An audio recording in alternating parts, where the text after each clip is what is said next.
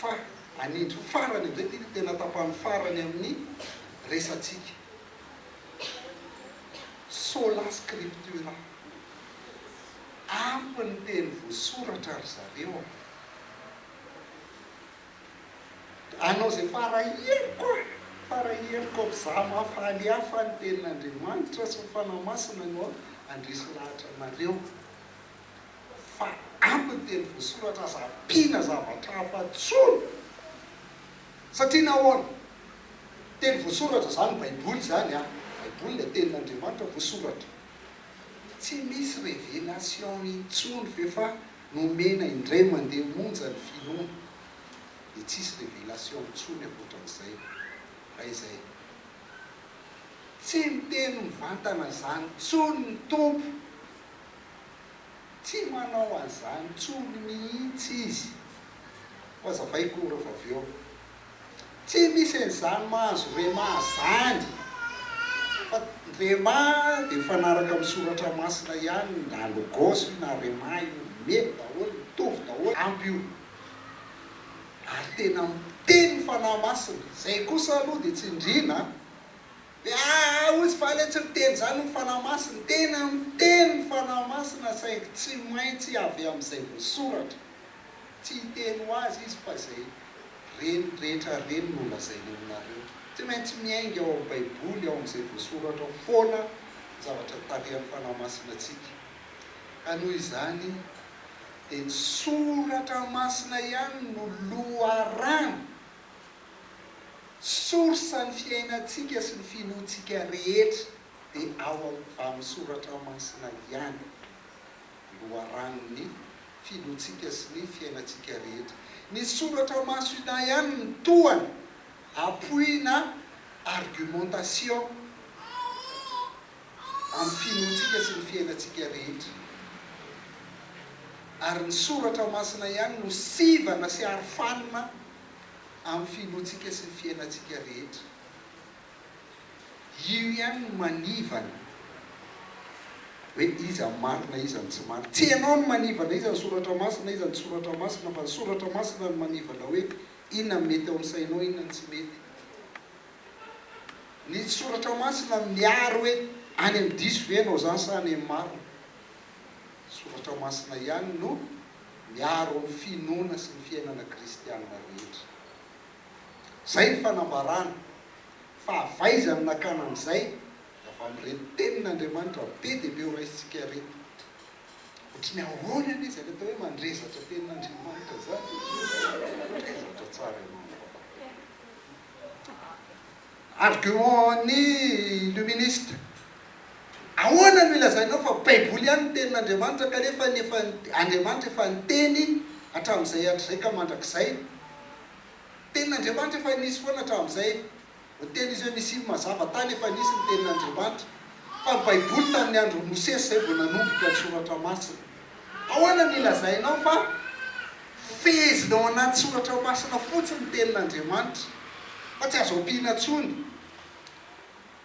on y va tao fa tsy maninona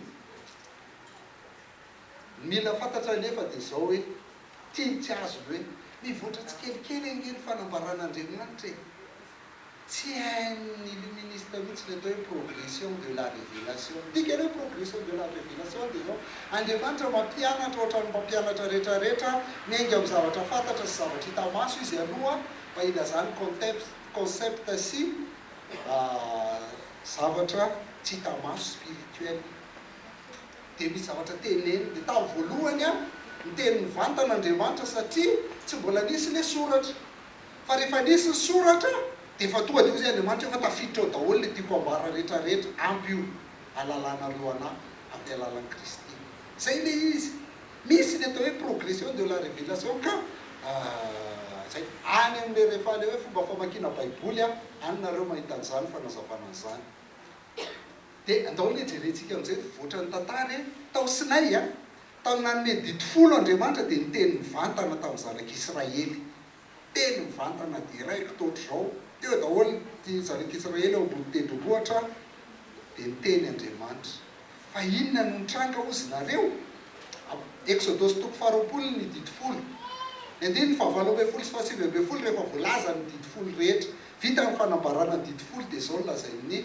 soratra masina hoe ary nandray kotroka sy feonanjomara ary nahita tselatra sy ny tendrombohitra voatsetroka ny olona rehetra ka no nahita zany izy ireo dia torakovitra sady nijanona tery lavitra tery io zany tamin'ny ela tao anatin'io zany Andriamanitra le niteny zany Jehovah-Andriamanitra ao ianao aza mana Andriamanitra zany tsy maintsy be feo foana lozanareo kelikely feo fa dia nareo lozana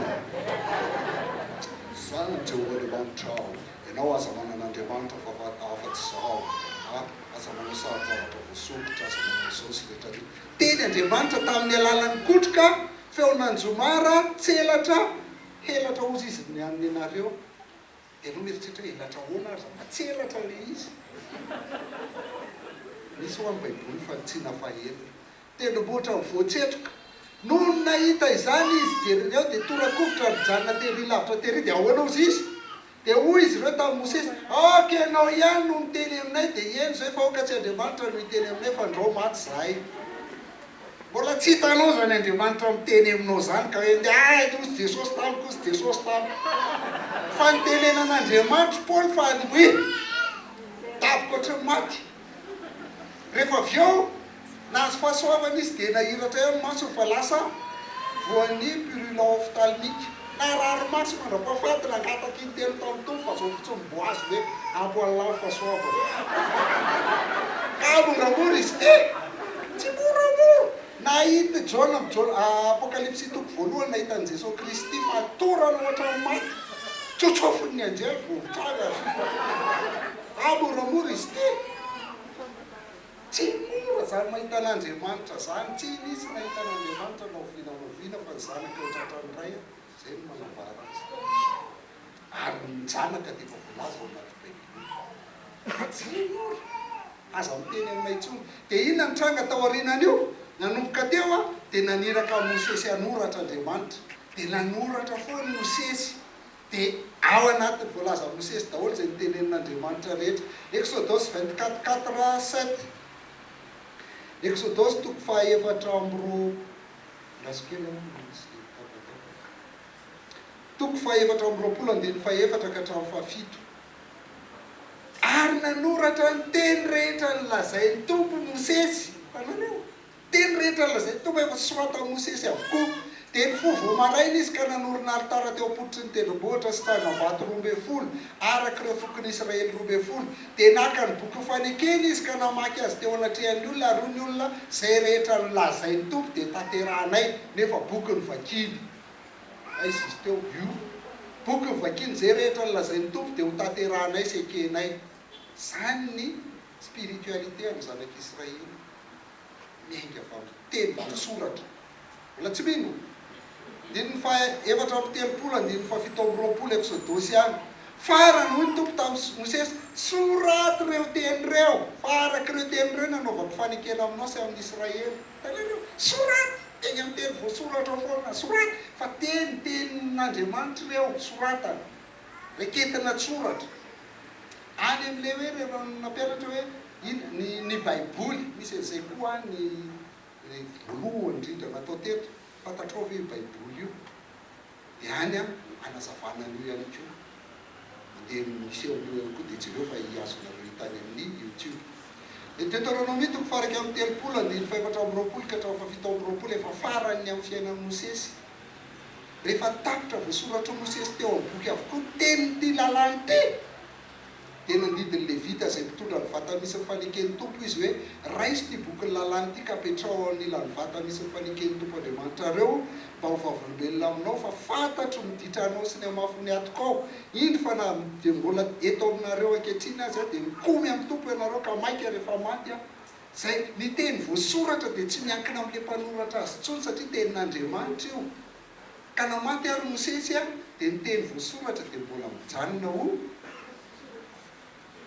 ny soratra mitoetra fa ny teny mandalo zay ny nanoratany nanaovan'Andriamanitra azy ho soratra fantatr'Andriamanitra zany tsika ary mahay an'izany ka Andriamanitra ve tsy hay an'izany so teny mandalo fa ny soratra mitoetra dia rehefa maty ao izy dia hiala amin'io nareo fa soraty io dia vakio dia mandrakaroany mety amintsika foana dia hitanareo any amin'le hoe baiboly fantatrao fa io baiboly io a any amin'ny youtube ahitanareo zay inona ny nahatongan'Andriamanitra nanao anazy soratra fa efa nahitatsika teto fa tsy ampy daholo volazantsika eto. Faharoa, ny toritenin'ny apôstôly eny ka miainga amin'ny soratra masina daholo, prédication textuelle ozy izy malaza amin'izao fotoana izao. Fa ny illuministe zany teny hoe aza manaiky ampianaran'ireo baiboly ireo, sy ampianariko ihany marina satria ny tsy miainga amin'ny baiboly. Grave zany a. Fa nen'ireo orgueil fotsiny tsy mahay. Nefa ny apôstôly raha ny soratra miainga amin'ny soratra masina ny fampianarana. Io le asan'ny apôstôly 2:16-21 teo a miainga amin'ny voalazan'ny Joela nampianarany Petera. Ny olona tamin'ny Pentecôte miainga amin'ny Joela mpaminany efa hitatsika iny. Ny asan'ny apôstôly toko 7:20-9.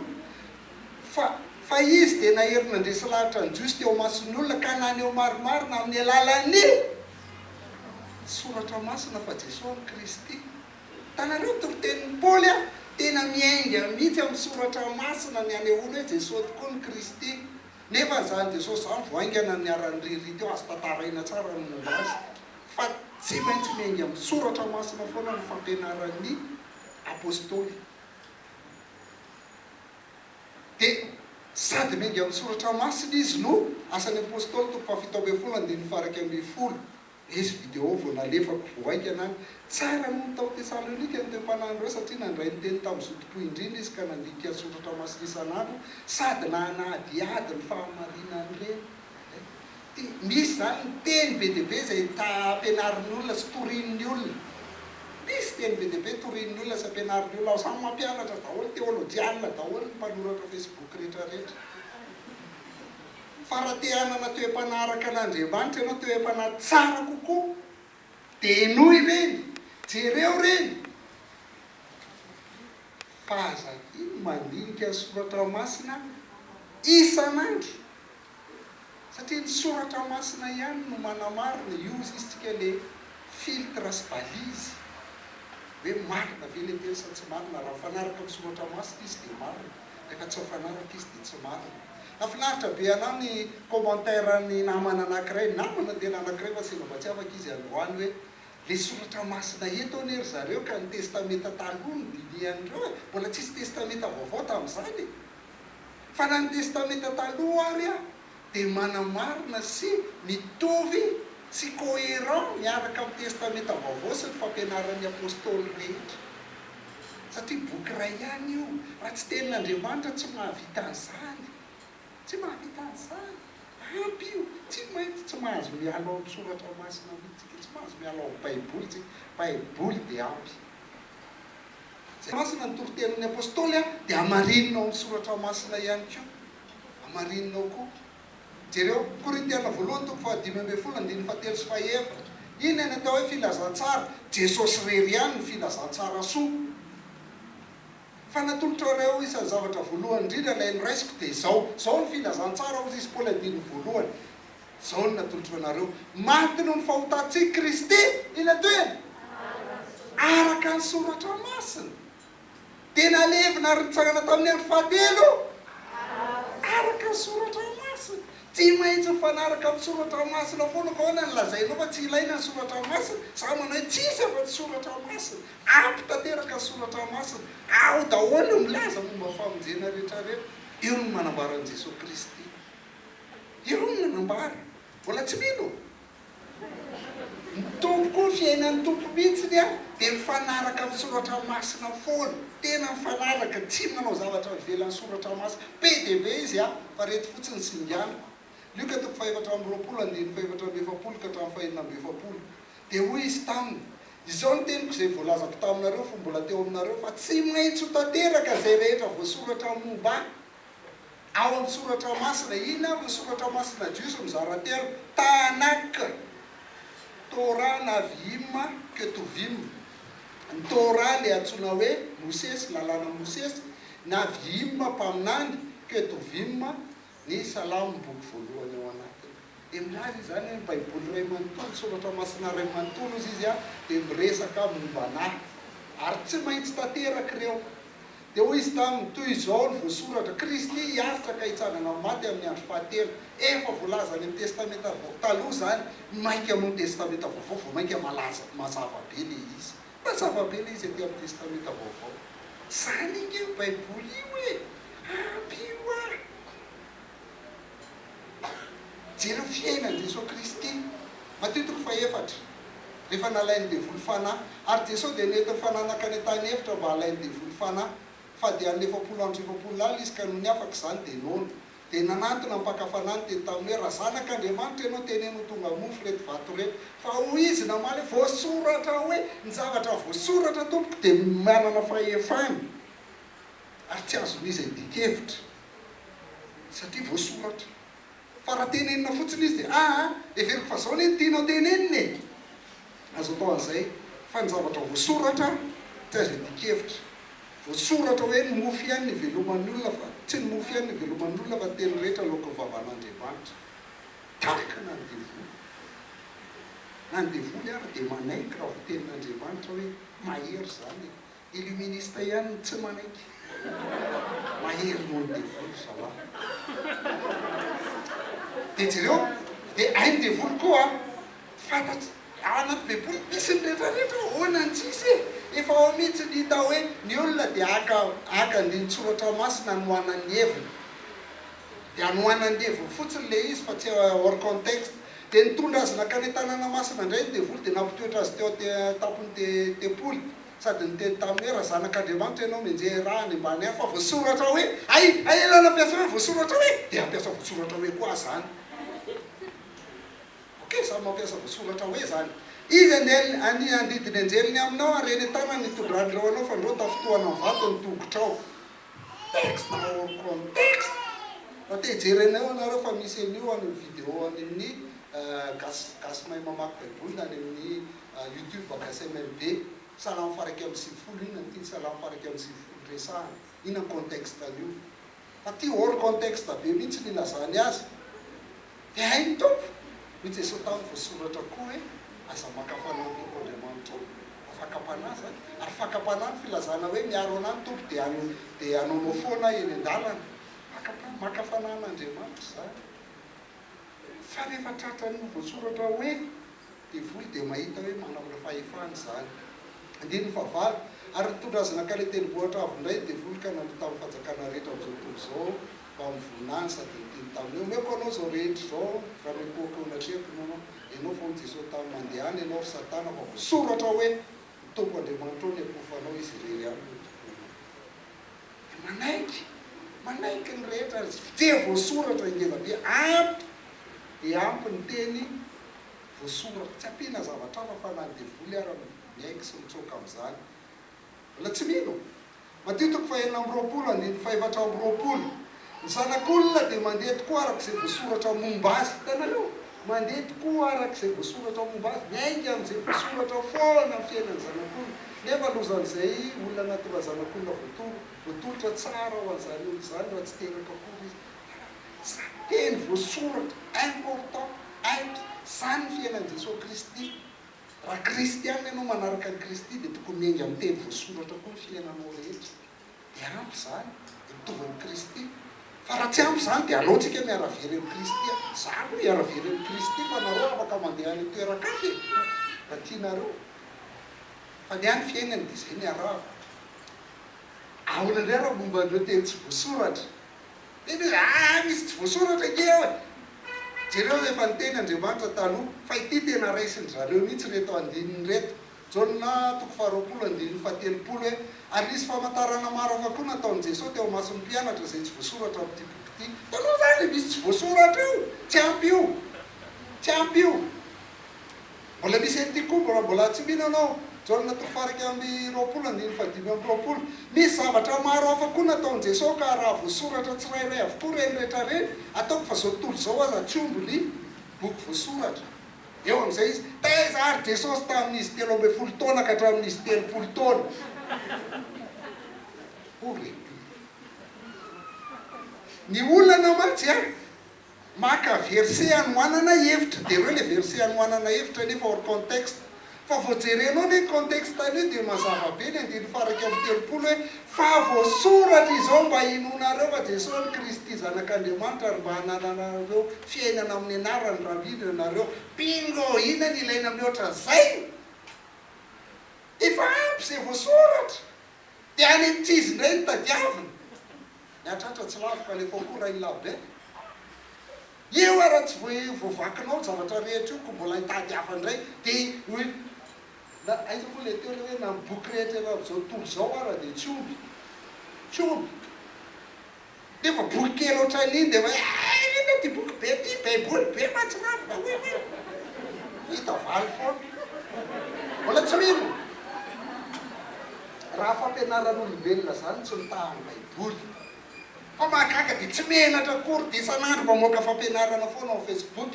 Sao za dia manitsy ianareo fa manaova an'izao, za manitsy ianareo fa tsy mety zao fa zao atao. Io tsy zavatra miankina amin'ny soratra masina. Fa raha miteny soratra masina izy dia zao hoe tsy tenin'Andriamanitra zany io baiboly io fa ahoana ny ohatr'izao na ohatr'izao. Fahajereo lazain'ny baiboly amin'ny fampianaran'ny olona. Marika toko 7:5-9. Hoy Jesosy taminy marina namina ny Isaianareo mpiatsara velatsihy araka voasoratra hoe jereo tsara foana ilay voasoratra. Ity fireneny ity manaja amolony fa ny fony kosa lavitra.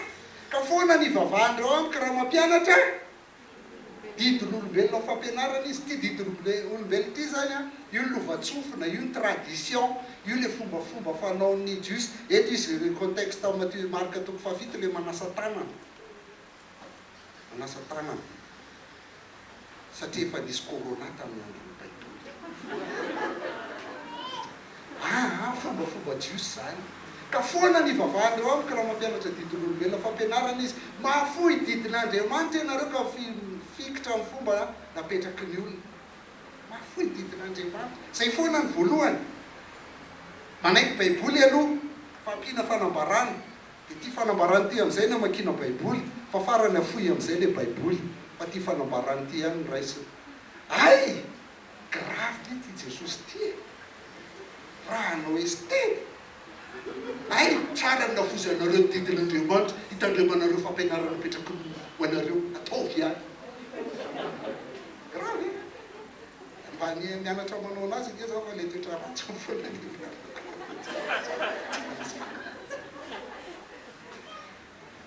tsy mitaha baiboly mihitsy fampianaran'ny olona zany. Dia milazontsika ka ny apôstôly koa raha ny ambava ny fampianarany. Tsy ary voasoratra daholo. Hoe tamin'ny voalohany a dia ambava ny fampianaran'ny apôstôly aloha. Hozy izy hoe nareo izy rehefa nihaino anay dia ohatra ny tenin'Andriamanitra mihitsy ary zay ny marina na tenin'Andriamanitra mihitsy ny teneninay. Tamin'ny voalohany tena ambava ny tenenin'ny apôstôly. Saingy teo ambany fifehezan'ny soratra masina. Io ilay miresantsika teo hoe miainga amin'ny soratra masina foana ny apôstôly rehefa mampianatra. Fa tsy mampianatra fotsiny amin'izao na maka verset hamohanany heviny.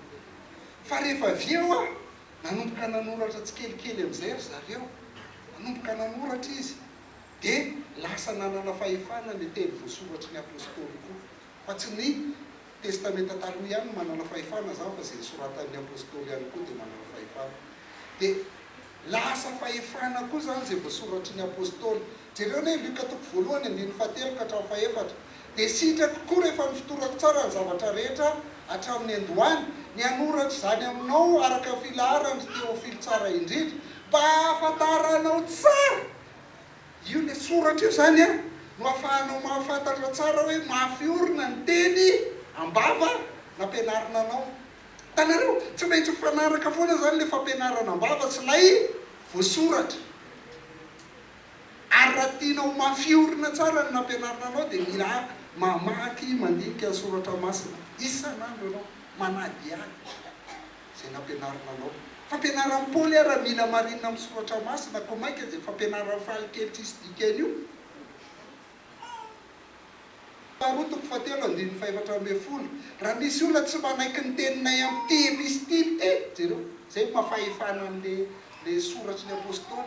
Raha misy olona tsy manaiky ny teninay amin'ny ty epistily ty dia mario zany olo zany ka zavokabana mba hamenatra azy. Tsy isatsika zany rehefa tsy manaiky ny soratra masina izy. Na testamenta vaovao zany ty epistily ty na testamenta taloha efa hitatsika teo. soratra masina. Mbola tsy mino eny. Petera faharoa toko fahatelo andininy voalohany ka hatramin'ny fahatelo. Ry malala. Ity ny epistily faharoa soratako anareo ankehitriny. Tanareo dia soratra. Koa izy roa dia samy entiko ampifatsiarovana ao aminareo. Zay mihitsy ny antony Petera voalohany sy Petera faharoa. Amin'ny fisainana mazava. Mba hatsiarovanareo ny teny voalaza amin'ny mpaminany masiny taloha sy ny didiny tompo sady mpamonjy izay nentin'ny apôstôly nirana ao aty aminareo. Tanareo fameny ihany le teny izay lazain'ny mpaminany masina taloha, fameno amin'ny tenin'ny tompo ary didin'ny tompo ary fameno amin'ny soratra masina ty amin'ny testamenta vaovao. Ray ihany reo fameno ampy reo. Ary ihany izy rehefa telo fantatra reo voalohany fa amin'ny andro farany nisy mpaniratsira andeha araka ny filany fa tsy araka ny soratra masina. Teny ray izy ina indray nidirany hoe zay taria amin'ny fanahy masina ihany no izy fa tsy ilaina amin'ny baiboly. Fa tenin'Andriamanitra Jesosy Kristy le nandidy antsika mihitsy Jaona toko 5:7-8. Dinionareo soratra masina. Satria ataonareo fa ao aminy ny anananareo fiainana tsy zany ve mitanjona ananao fiainana mandrakizay. Rehefa mandinika soratra masina tsika dia manana fiainana mandrakizay ary ireny no manambara ny Jesosy Kristy. Soratra masina milaza ny Jesosy satria rehefa mino ny Jesosy ihany ianao zay manana fiainana mandrakizay. Soratra masina ao anaty baiboly foana zany. Tsisy anaty baiboly le olona. Petera voalohany toko voalohany andininy faraka amin'ny fa maninona ny tsy maintsy soratra masina. Fa maninona ny tsy fanahy fotsiny amin'izao. Satria tsy misy baiboly raha tsisy fanahy masina. Petera faharoa toko voalohany andininy faraka amin'ny roapolo hoe tsy nisy faminaniana avy tamin'ny sitrambony olona tany aloha rehetra fa raha tsika mamaky ny toanisa roatelo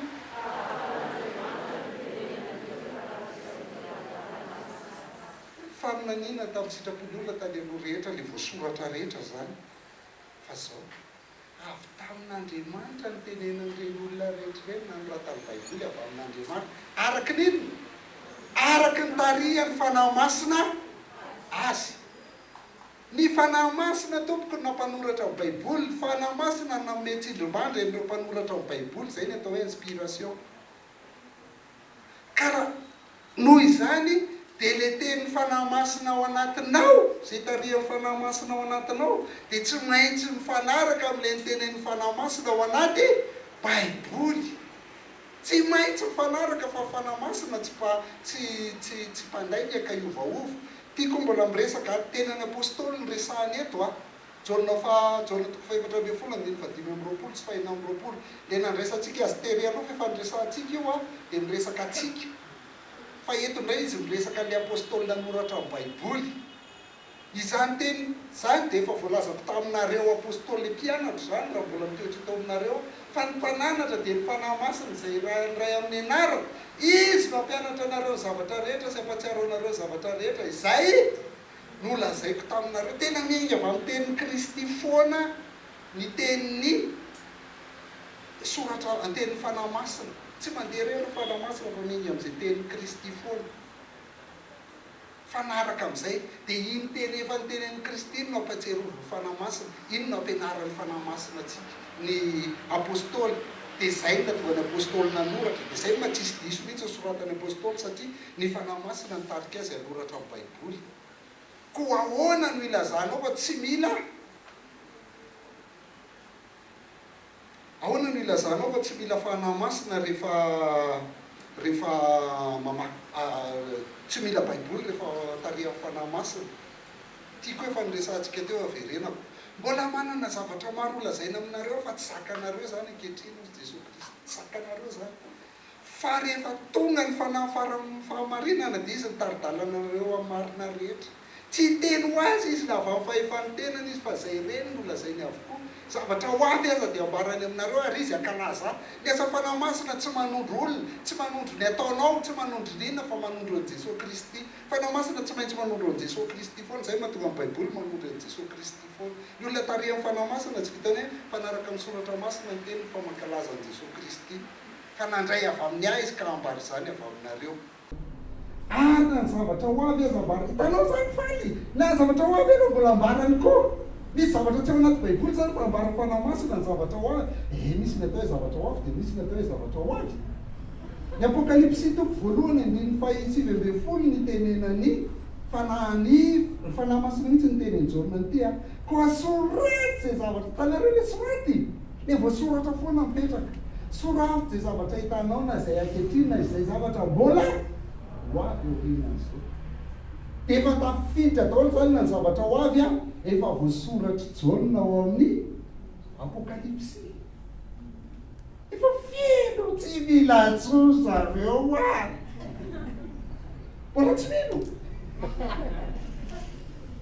raha tena misy zany nofo sy ny fahitana avy amin'ny fanamasina ndao ataontsika hoe misy de izy satria tsy manaiky mihitsy zany sasany avy amin'ny fanamasina ny nofonay sy ny fahitanay de tsy maintsy tsy vanina amin'ny soratra masina foana le izy tsy maintsy tsy vanina amin'ny soratra masina foana efa mampiseho ny anina to hoe efa lasa lera faly fa de afaka mandeha nareo raha ndefa efa zay le izy sola scriptura ampy soratra masina de ampy zay de mahazo mandeha zay nareo fa za mbola andresy lahatra ihany ho an'izay mbola mijanona nofy sy fahitana matitoko voalohany andiny fahavalo ambin'ny folo ka hatramin'ny 5 toy izao no naterahany Jesosy Kristy rehefa nanaiky fofombadin'i Joseph Marie renin'i Jesosy de hita fa nitoejaza avy tamin'ny fanahy masina izy raha tsy mbola mivady izy roa ary Josefa vadiny izay lehilahy marina sady tsy tanala baraka azy de mipiasa isaraka amin'ny manginginy nefa raha mbola ny sainy zany izy de iry misy anjery tompony setaminy tamin'ny nofy ka nyteny hoe tanareo zany fa misy nofy re Josefa zanako David aza matao ohatra mpiakatra ny marivadinao fa ny zaza okibony de avy amin'ny fanahy masina koa hiteraka zazalahy izy ary ny anarany de ataonao hoe Jesosy satria izy namonjy ny olona olony ho afaka amin'ny fahotana okey vo mamaky ny toy antsika andiny 20 ary zany rehetra zany de tonga mba hatateraka zay nazainy tompo ampaminany hoe indro Virginy toejazaka hiteraka zazalahy ny anarany ataon'ny olona hoe Emmanuel Isaia 7:5 tanareo tonga de mariny soratra masina hoe nofy a le tsy maintsy mifanaraka am'izay voalaza ny soratra masina tsy maintsy mifanaraka ary lazay tsara mihitsy rehefa natsiary tamin'ny tolomasony Josefa de nanatateraka ny mandidiny anjely tompo azy ary manapakatra amin'ny malivadiny ary tsy nalala izy tera zazalahy ny anarany atao hoe Jesosy tsy maintsy mifanaraka amin'ny soratra masina de soratra masina ihany zany de ampirana mifanaraka le izy tsy aloha soratra masina de ampy satria avy tamin'ny tsindrin'Andriamanitra tsindrimandry ny fanahy masina ny soratra masina de manana fahefana feno izy zany ary satria manana fahefana feno izy tena Jesosy Kristy sy ny apôstôly aza de miankina tamin'ny soratra masina ireny na Jesosy Kristy sy ny apôstôly ary miankina tamin'ny soratra masina ireny enao milaza hoe tsy mila miankina fa za mbola mihoatra ny zany atao hoe sola scriptura eto de maneho fisaorana ny pasteur iandro fanomezana tsy mbola hitako izy tsy fantatro pasteur andro fanomezana fa misy artiklany tena nanampy be anaty am'ty be de be ny bibliografie ny raisiko namoaka io an'io fa eo bibliografie vazaha fa tsika manaja ny honnêteté intellectuelle de efa magasy le izy de soratsika iandro fanomezana ny anarany de nanampy ana amin'ny resaka io izy de misotranao pasteur mahitanay ianao ka ny Jesosy Kristy zany sy ny apôstôly na tamin'ny fiainany na tamin'ny toroteny de miainga tamin'ny soratra masina foana de izy ianao mitsengy avy zany raha milaza ianao fa mpianatry Kristy tsy maintsy amarinina amin'ny soratra masina foana ny zavatra rehetra efa nytenen'ity zay tsy maintsy amarinina amin'ny soratra masina ny zavatra rehetra sola scriptura de ampy satria avy tamin'ny tsindrimandry ny fanahy masina soratra masina de tsy afaka manohatra ny tenany izy hoe zay teneniny ao anaty soratra masina hafa fa ny teneniny amin'ny anina hafa de tonga de hitanao fa tsy fanahy masina zany raha ohatra ka mifanohatra amin'ny voalaza ao anaty baiboly tsy fanahy masina zany dia zay zavatra zay maneo hoe tsy misy mifanohatra ao baiboly. Zay le resantsika rehefa mianatra mamaky baiboly hoe analogie de la foi. Tsisy mifanohatra mihitsy ny finoana le foi objectif le foi eto. Tsy misy mifanohatra ao baiboly. Fa faharoa, tsisy tokony fanohatra ao baiboly koa ny fanambarana avy amin'ny soratra masina. Raha misy nylazany hoe fanambarana avy amin'ny soratra masina dia tsy tokony fanohatra ao baiboly. Ka raha mitovy amin'ny baiboly ihany zany maninona misy fanambarana hafa ndray tsy anao ve le efa voasoratra fotsiny dia ampy inona andevoly ara manaiky an'iny e, tsy anao ve iny e, ampiana inona indray fanambarana efa feno milaza ny Jesosy Kristy zany atao hoe fanambarana zany io. Ka nanomboka tamina tongavan'i Jesosy Kristy zany a, dia Jesosy Kristy no ivony fanambarana, Jesosy Kristy no ivony baiboly. Tsy misy zavatra milaza fa tsy milaza ny Jesosy Kristy. Tsy niezaka ao amin'ny ianao mankatoa, tsy niezaka ao amin'ny ianao manamaso tena, tsy niezaka ao amin'ny ianao manana fitiavana, fa Jesosy Kristy velona ao anatinao. Izy no manampy anao ankatoa, izy no manampy anao masina, izy no manome fitiavana anao. Ao amin'ny Jesosy Kristy ihany fanambarana mivelan'i Jesosy Kristy dia tsy izy, tsy ilaina. Ary azo antoka fa diso. Jesosy Kristy no ivony fanambarana Apokalipsy 8:20-20 hoe telekohaka teo amin'ny tongony teo an-tongotry le anjely zany satria le anjely naneo amin'ny jaolina ny fahitana be dia be. Telekohaka teo an-tongony mba hivavaka taminy kanefa izy tamin'ny tandremo aza manao an'izao fa mpanompo namana ihany sady naman'ireo rahalanao. Zay mitana ny fanambarana an' Jesosy. Andriamanitra ihany ny vaovao rahantsika mamaky toy anisa roa telo. Raha manana fanahy faminanina ianao dia tsy laheninao milaza hoe ozy ny tompo tamiko zany président 2013 na inona, fa ny fanahy faminanina dia manambara ny Jesosy Kristy. Manambara ny Jesosy Kristy fanahy faminanina.